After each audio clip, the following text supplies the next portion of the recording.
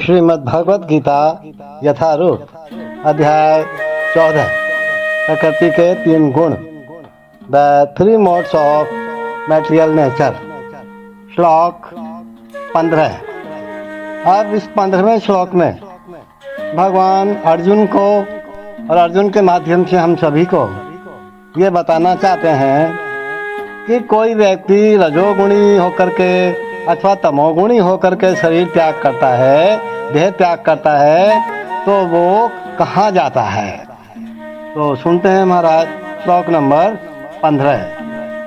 रजसी प्रलयम गत्वा कर्म संगीषु जायते तथा परिणः तमसि मूढ़योनिषु जायते। रजसी प्रलयं गत्वा कर्म संगीषु जायते तथा परिणः तमसि मूढ़योनिषु जायते। भगवान कहते हैं कि जब कोई रजोगुण में मरता है तो वह सकाम कर्मियों के बीच में जन्म ग्रहण करता है, और जब कोई तमोगुण में मरता है तो वह पशु योनि में जन्म धारण करता है। साफ साफ बता रहे हैं भगवान।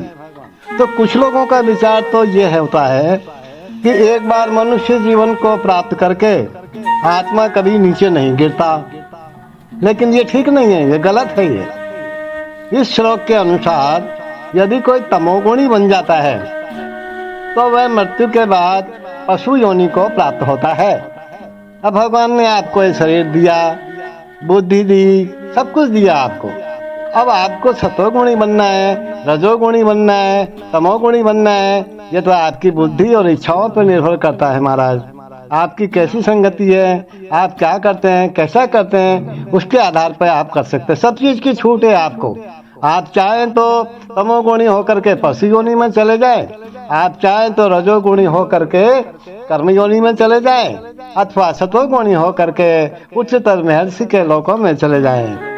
तो मनुष्य को विकास प्रक्रम द्वारा पुनः मनुष्य जीवन तक आना पड़ता है। यदि कोई व्यक्ति पशु योनि को प्राप्त होता है तो क्या होता है, उसको वापस पूरा का पूरा प्रक्रम पूरा करना पड़ता है, विकास प्रक्रम पूरा करना पड़ता है। हो सकता है कई लाख योनियों में से उसको गुजरना पड़े, उसके बाद भगवान की कृपा हो जब जाके मनुष्य शरीर मिले।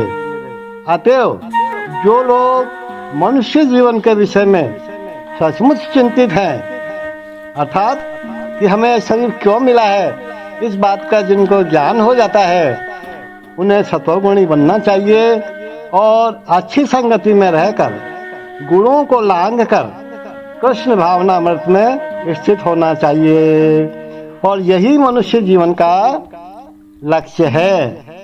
अन्यथा इसकी कोई गारंटी नहीं है कि मनुष्य को फिर से मनुष्य योनि प्राप्त होगी। कोई नहीं कह सकता महाराज। कोई तमोगुणी नहीं कह सकता, रजोगुणी नहीं कह सकता, सतोगुणी भी नहीं कह सकता। When one dies in the mode of passion, he takes birth among those engaged in fruitive activities, and when one dies in the mode of ignorance, he takes birth in the animal kingdom.